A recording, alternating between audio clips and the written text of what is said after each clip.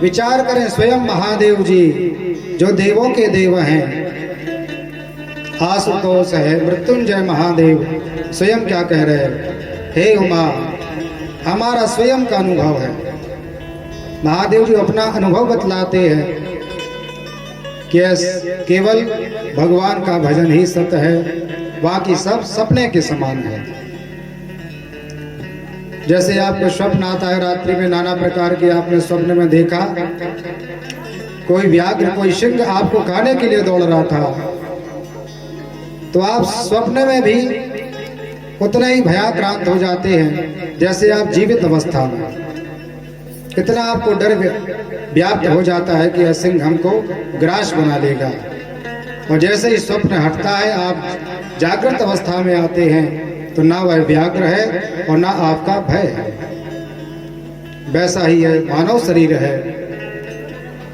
जितने भी आपको ये वासनाएं हैं, कामनाएं हैं, यह केवल इसी योनि में है। जैसे यह जीव इस शरीर को त्याग देता है, तो इस स्वप्न की भांति इस शरीर को त्याग कर पलायन कर जाता है।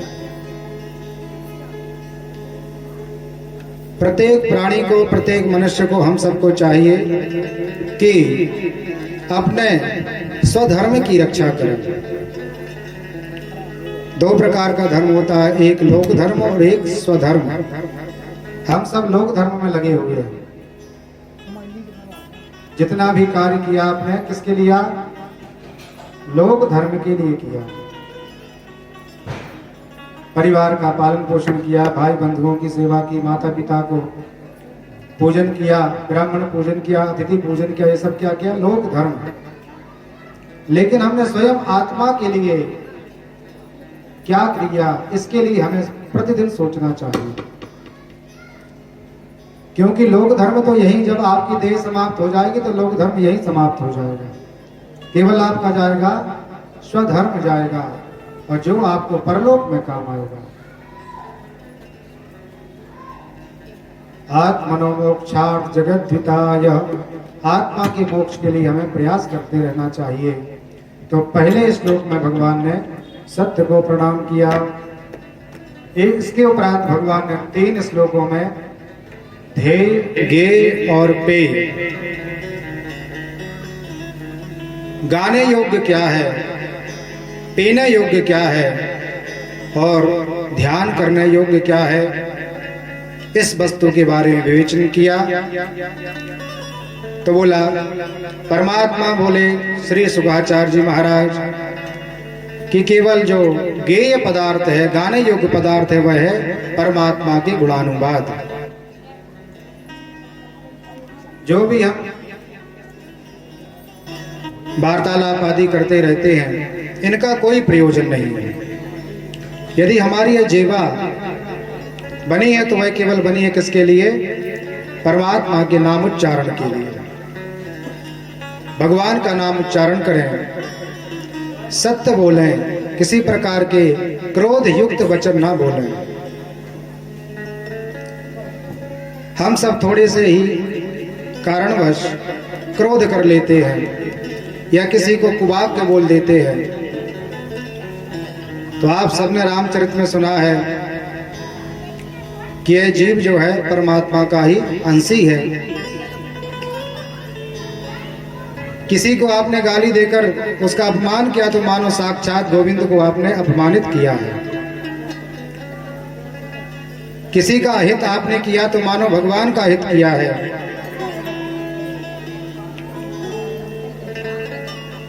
किसी से आप ईर्ष्या कर रहे हैं तो भगवान के अंश का ही ईर्ष्या कर रहे हैं। इसका बड़ा पातक लगता है। ईर्ष्या रखना,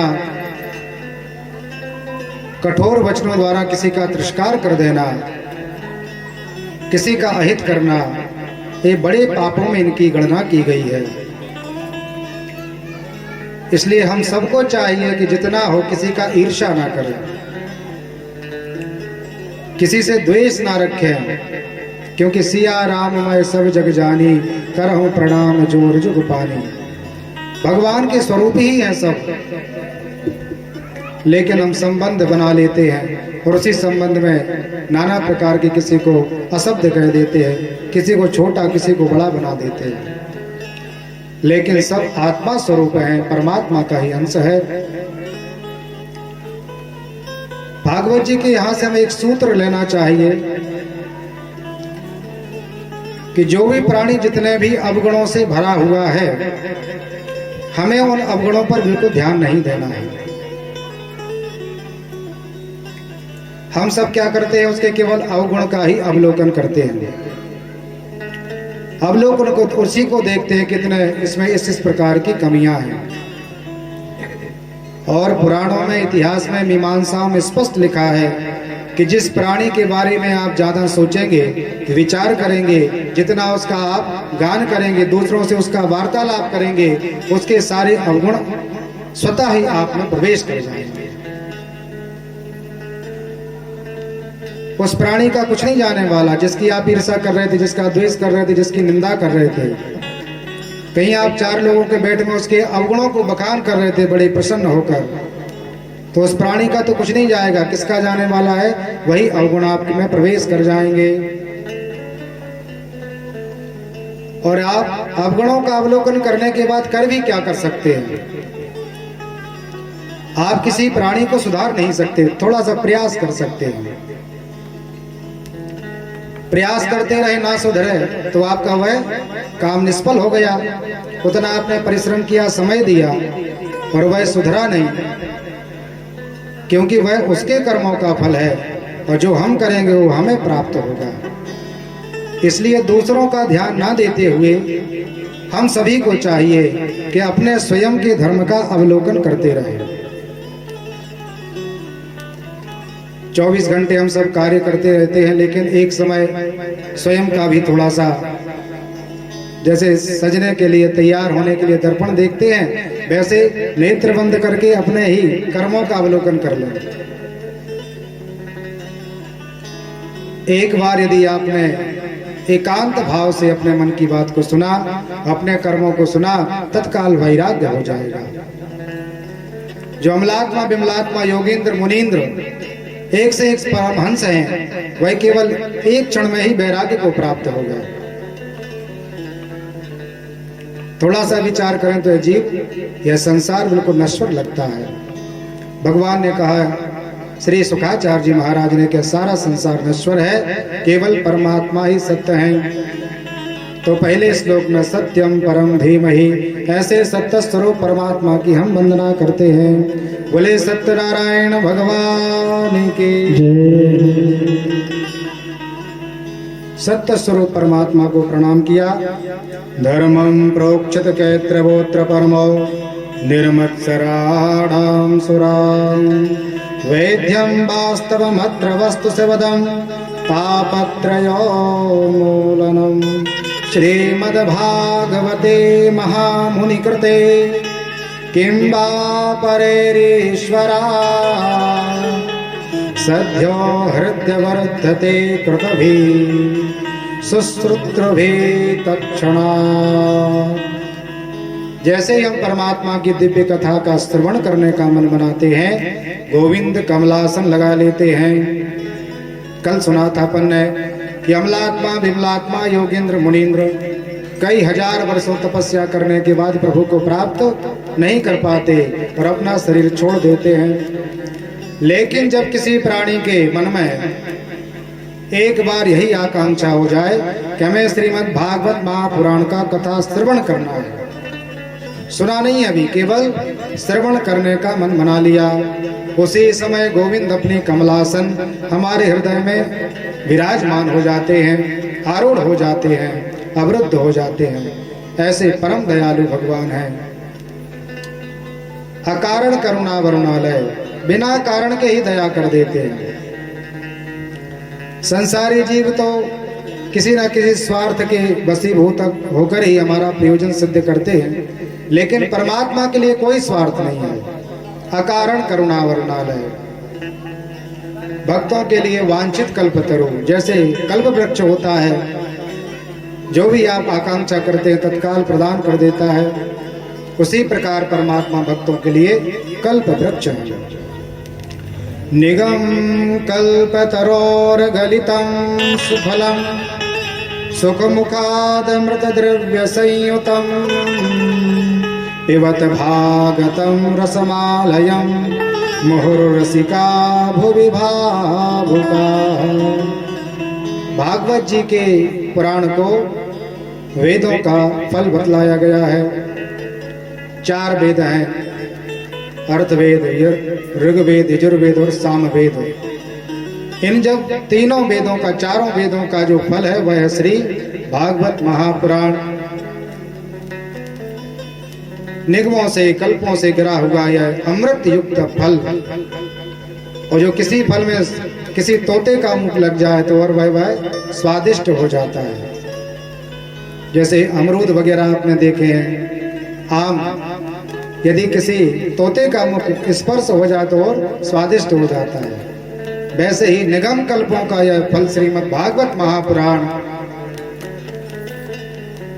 परम जितेंद्रिय, परम वीतराग संत महात्मा श्री सुखाचार्य जी महाराज का मुख इसमें स्पर्श है, इसलिए इसका फल और अधिक मीठा हो गया। तो पहले कहा कि गाने योग्य वस्तु है तो वह केवल श्री भागवत महापुराण। बोले ध्येय, ध्यान करने योग्य कौन सी वस्तु है? तो बोले परमात्मा के गुण समूहों का ध्यान करना ही ध्यान योग्य वस्तु है। बोले पिबत भागवत रसमालयाम।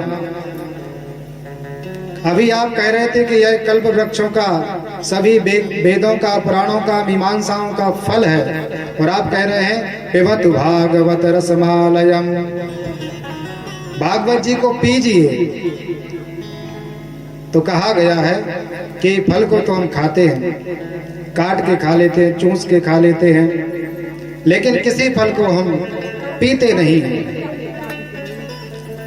यदि उसका जूस बना के आप पिए तो अवश्य पी सकते हैं, लेकिन किसी फल को आप सीधे पान नहीं कर सकते। लेकिन यहाँ लिखा है पिबत भागवत रसमालया। तो श्री सुखाचार्य जी महाराज ने समझाया कि ऐसा ये फल दिव्य फल है कि ना तो इसमें किसी प्रकार का आवरण है, जो बाहर आवरण होता है आपके फल का, आम में, पपीता में, हर प्रत्येक फल में कुछ ना कुछ बाहर छिलका के रूप में आवरण होता है, अंदर कुछ बीज होते हैं, किसी किसी में बहुत कठोर पदार्थ गुठली के रूप में होता है। लेकिन महात्मा कह रहे हैं कि इसमें ना तो किसी प्रकार का आवरण है, ना बीज है, ना किसी प्रकार का कठोर पदार्थ है। यह संपूर्ण जो फल ग्रहण करने योग्य है, इसी में किसी प्रकार की वस्तु त्याज्य नहीं है। इसलिए कहा गया पिबत भागवत रसमालया, पीने योग्य है, द्रव्य संयुतम। श्री सूत जी महाराज मंचासीन थे, सुखाचार्य और सौनक जी महाराज जो 28 ऋषियों के प्रमुख श्रोता के रूप में सामने विराजमान हैं, प्रणाम किया श्री सूत जी महाराज को कि हे भगवान, आपने महात्मा की कथा सुनाई, बड़े आनंद को प्राप्त हुए। हे भगवान, अब हमारे कुछ आपके सामने प्रश्न हैं, इन प्रश्नों का उत्तर दीजिए। तो श्री शौनक भगवान ने 6 प्रश्न, मुख्य 6 प्रश्न महात्मा सूत जी के सामने रखे, और उन्हीं 6 प्रश्नों में संपूर्ण श्री भागवत महापुराण का यह प्रवचन कथा है। पहला प्रश्न रखा महात्मा से सौनक महाराज ने कि हे भगवान, इस कलिकाल में जो प्राणी है उसकी बुद्धि मंद है, मंद में बहुत कम है। सतयुग, त्रेता, द्वापर, इन युगों में जैसे जैसे आगे बढ़ते गए युग, तो आयु भी कम होती गई, धर्म भी कम होता गया, सत्य भी कम होती गई, और मानव की सारी जो उसकी शक्ति है वही भी कम हो गई।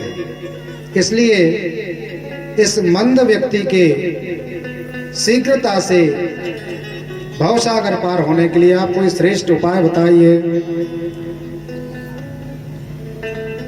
श्री शौनक भगवान ने कहा कि इस प्राणी की बुद्धि भी मंद है और भाग्य भी मंद है। यदि किसी का भाग्य प्रबल हो और बुद्धिमंद हो तो भी वह अपने अच्छे से जीवन यापन कर लेता है। बहुत सारे आपने राजनेता वगैरह देखे होंगे, ज्यादा पढ़े लिखे तो नहीं है पर दिव्य आसनों पर विराजमान हैं, अच्छी प्रतिष्ठा प्राप्त कर रहे हैं। किसके कारण? भाग्यवश। और बहुत सारे ऐसे व्यक्ति होते हैं जिनका भाग्य तो नहीं है पर बुद्धि तेज है, तो बुद्धि से अपने भाग्य को प्रबल कर लेते हैं। लेकिन श्री शौनक महाराज कह रहे हैं कि इस प्राणी का तो ना तो भाग्य तेज है और ना ही इसकी बुद्धि तेज है। ऐसे प्राणी के और परम धाम की प्राप्ति के लिए उपाय बताइए। दूसरा प्रश्न किया भगवान ने, श्री शौनक महात्मा ने, कि शास्त्रों का सार क्या है। हमारे सनातन धर्म में 4 वेद, 18 पुराण, मीमांसाएं, इतिहास, बहुत सारे पौराणिक ग्रंथ हैं। इन सभी ग्रंथों का सार क्या है? अंतिम प्रश्न किया महात्मा ने कि प्रत्येक पुराणों में, इतिहास में कहा कि भगवान अजन्मा है, भगवान जन्म नहीं लेते। तो परमात्मा ने दशरथ जी के यहाँ जन्म क्यों लिया? भगवान ने वसुदेव जी के यहाँ जन्म लिया। और यदि परमात्मा जन्म लेते हैं तो अजन्मा क्यों, और अजन्मा है तो जन्म क्यों लेते हैं? इस प्रकार का प्रश्न किया। फिर चौथा प्रश्न किया श्री शौनक भगवान ने कि हे महात्मा, यदि परमात्मा ने जन्म लिए हैं तो कितने शास्त्र सम्मत जन्म लिए, भगवान के कितने अवतार हुए, उनका वर्णन कीजिए।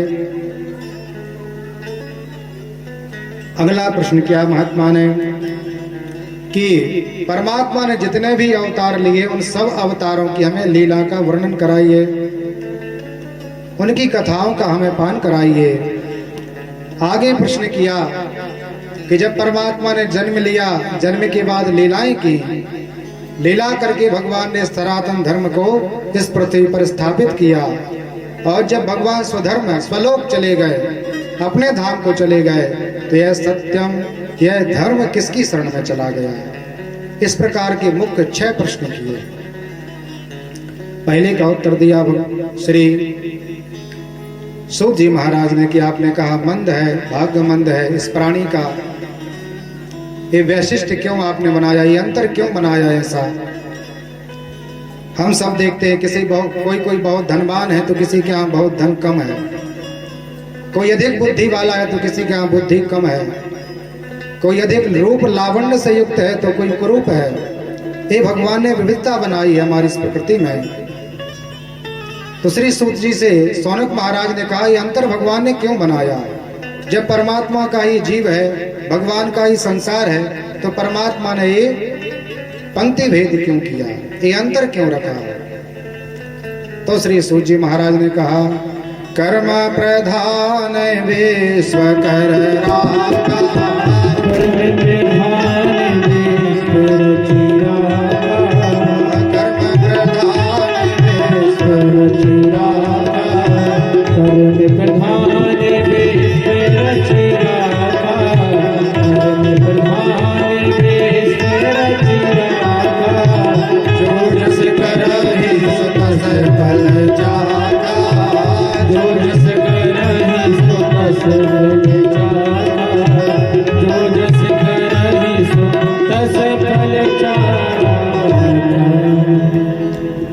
बोले भक्त वत्सल भगवान की जय। परमात्मा ने जब यह दिव्य सृष्टि बनाई तो सभी जीवों को भगवान ने बनाया,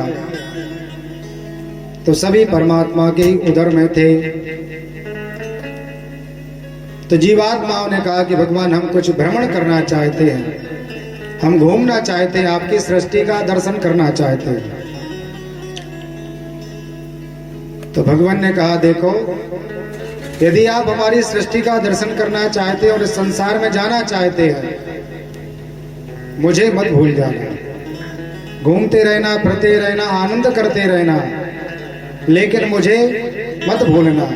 यदि हमारा विस्मरण कर दिया तो आपको करोड़ों वर्ष लग जाएंगे और हमारी प्राप्ति नहीं होगी। इस जीव को अभिमान हो गया कि हम तो भगवान के ही सानिध्य में हैं, कैसे भूल सकते हैं परमात्मा को। तो सब अपना अपना रूप लेकर यत्र तत्र सर्वत्र जन्म ले लिया। जन्म लेने के उपरांत यह जीवात्मा कर्म करने लगा। कर्म किया तो कर्म के अनुसार उसको फल की प्राप्ति होने लगी, और जैसे जैसे प्राणी ने कर्म किया तदानुसार उसको उस प्रकार की कर्मों की गति प्राप्त होने लगी, और एक योनि से छूटकर दूसरी योनि में जाने लगा। ऐसे कई योनियां इसने निकाल दी, लेकिन परमात्मा की प्राप्ति नहीं हुई। भगवान वहां से देख रहे जीवात्माएं कैसे आनंद कर रही हैं। अपितु भगवान तो सर्वत्र स्थित हैं, कण कण में भगवान व्यापक हैं। हरि व्यापक सर्वत्र समाना, अप्रेमित प्रकट होए हम जाना। श्री महादेव जी कह रहे हैं ऐसा।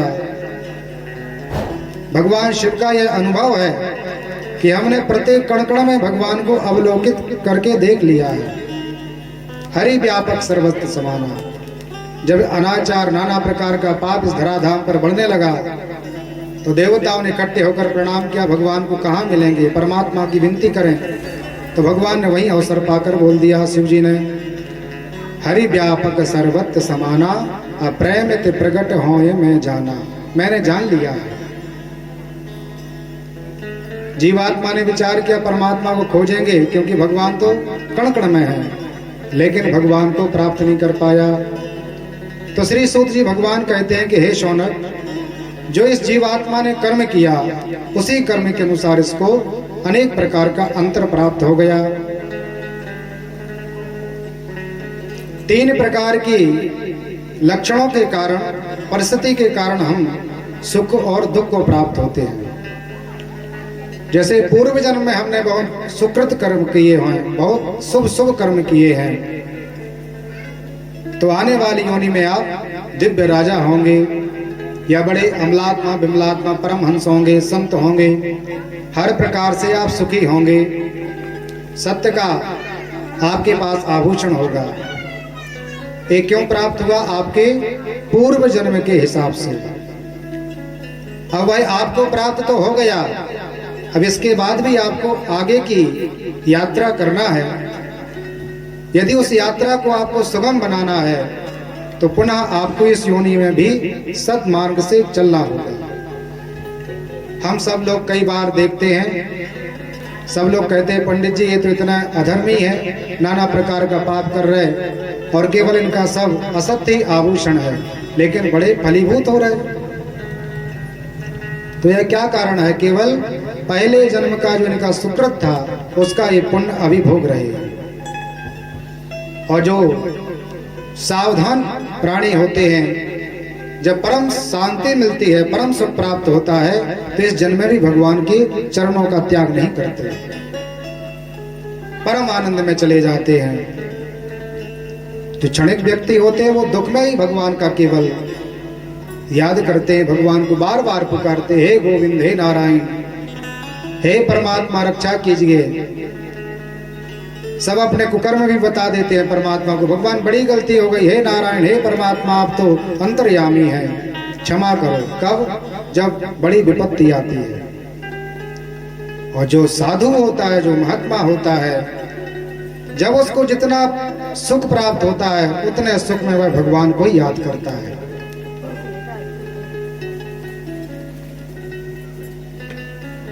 बड़े से बड़ा कार्य बन गया तो केवल क्या सोचता है वह, यह गोविंद की कृपा से हमको प्राप्त हुआ है। तो उसके पहले सुकृत थे इसलिए अच्छा जन्म मिला।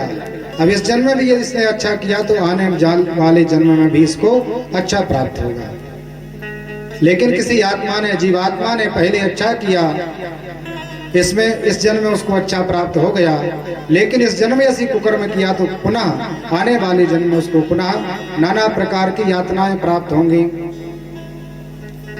तो बहुत विस्तृत बताया श्री सूत जी महाराज ने शौनक जी को कि कर्मों के हिसाब से ही सबका यह अंतर बना हुआ है। कोई भाग्यवान है तो कोई लक्ष्मीवान है, कोई पुत्रवान है, कोई सब इनसे ही नहीं। दूसरा प्रश्न किया था भगवान ने, श्री शौनक भगवान ने, कि शास्त्रों का सार क्या है?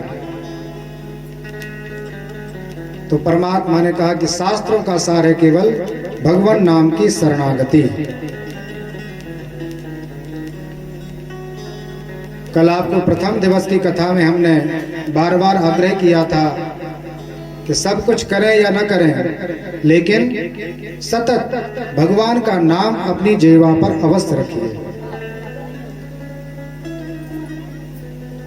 भगवान ने वेद भगवान ने भगवान की गाथाएं गाई, भगवान को प्रणाम किया और प्रणाम करने के बाद भी अंत में क्या किया, भगवान का नाम संकीर्तन किया, एक से एक स्तोत्रों की रचना की, लेकिन अंत में क्या किया, परमात्मा के नाम को प्रणाम किया। ये शास्त्रों का सार बताया कि दिव्य भगवान का केवल नाम ही सब कुछ है, और कलयुग में तो विशेषकर भगवान का नाम ही सब कुछ है, क्योंकि कलयुग में ना हम सत्य को धारण कर सकते हैं, ना पवित्रता रख सकते हैं, ना भगवान कितने यज्ञ कर सकते हैं जितने सतयुग त्रेता द्वापर आदि में हुए हैं। सतयुग त्रेता द्वापर में करोड़ों गौ का गोदान करते थे राजा महात्मा, वह संभव नहीं है कलयुग में, लेकिन भगवान का नाम बिल्कुल सुलभ है, कोई खर्चा नहीं, कोई परिश्रम नहीं, किसी प्रकार का कोई नियम नहीं, केवल परमात्मा का नाम यदि आप उच्चारण करते हैं हर समय, तो दिव्य परमात्मा के धाम को आप प्राप्त हो जाएंगे। तो आइए हम परमात्मा के नाम की महिमा का संगीत के माध्यम से श्रवण करते हैं। आप लोग बड़े आनंद से इसके साथ इसमें सम्मिलित हुए। मुझे चरणों से लगा ले